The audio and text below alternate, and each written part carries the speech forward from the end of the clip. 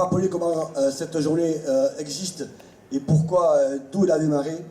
Donc il y a à peu près 1 an et demi, j'ai été voir une exposition à Hospitalia Iristari qui est organisée par votre association Sabalik avec le conseil départemental.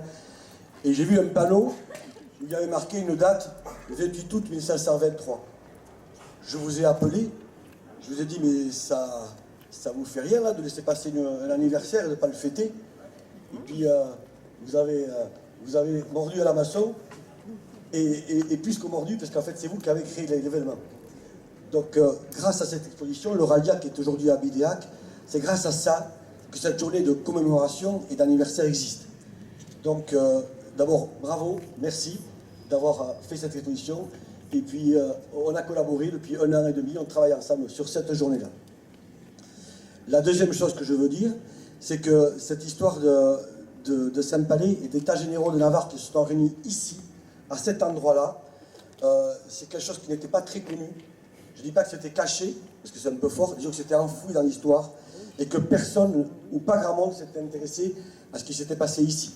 Les 3 conférenciers de ce matin, brillants, qui ont mis en lumière cet espace, ce petit moment d'histoire qui a lieu ici, qui est un moment quelque part où la Navarre, elle a toujours existé, elle a résisté, elle a été résiliente, et quelque part aussi, c'est rendre hommage à nos prédécesseurs, à tous ceux qui ont fait que la Navarre a été envahie, on l'a vu ce matin, par les Castillans jusqu'à pas très loin d'ici, mais ici, c'est resté la Navarre. Et si les États généraux de Navarre sont restés ici, ont reçu le serment du roi mutuel avec le roi Henri II ou les envoyés d'Henri II, quelque part, cette part d'histoire aujourd'hui, elle est révélée au grand jour, et je crois qu'on peut tous en être fiers. Alors, rien que pour ça, merci. Et je finis par Gora Dona Padeu, Gora Nafaroa.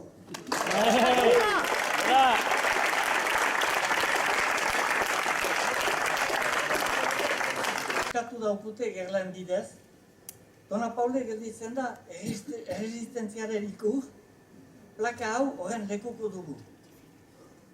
Baina gure aurrek plaka bat baino gehiago utzi nahi diegu, sekulan ez bezala nahi dugu, gure izanetik aurkitzen dugun indarraz, bihar ere gu girena hasi.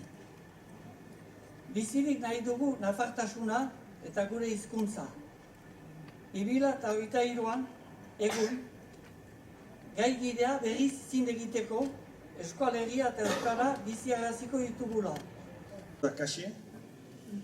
Donc on nous a détruit ce royaume de 10 siècles. Ces palais restent le symbole de la résistance. Cette plaque, il y a une plaque là, cette plaque en témoignera. Mais notre action veut aller au-delà du dépôt d'une plaque. Nous voulons puiser dans notre passé la force de croître aujourd'hui et demain en tant que peuple porteur d'une langue. Aujourd'hui, en 2023,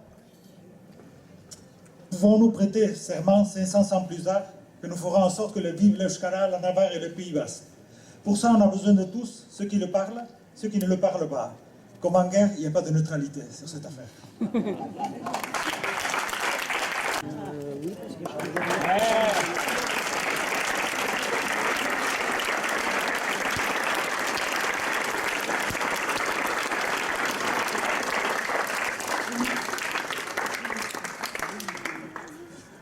Donc je vais lire en français la partie de cette plaque. Donc la Navarre toujours vivante, il y a 500 ans, le 28 août 1523, les États généraux de Navarre se sont réunis ici pour échanger leur serment de respect et de fidélité mutuelle avec le roi Henri II. Depuis 1512, le Castille mène une invasion sanglante sur la Navarre. Et suite à la perte de sa partie sud, le royaume souverain s'établit en Basse-Navarre. C'est à Saint-Palais, ici, que se fixe sa haute administration, la ville accueillant ainsi l'ensemble des attributs du capital du royaume. Nous, Basques navarrais, n'oublions pas que nous avions nos propres lois et institutions pendant plus de 10 siècles, et 500 ans plus tard, nous réitérons avec force notre engagement à faire vivre notre mémoire, notre culture et notre langue.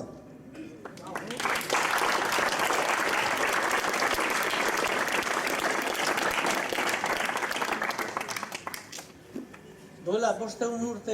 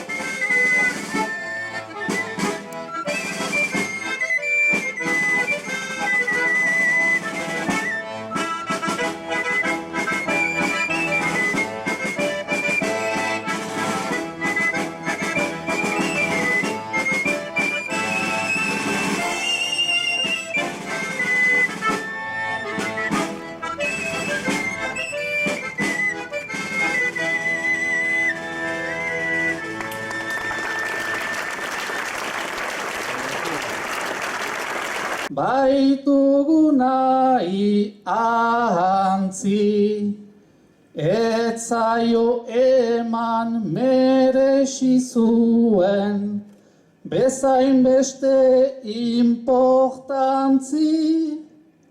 Aurrak ginela eskolan hori, ez zaukuten irakatsi. Lehengo eta gaurko historia, guk behar dugu idatzi. Guk behar dugu idatzi.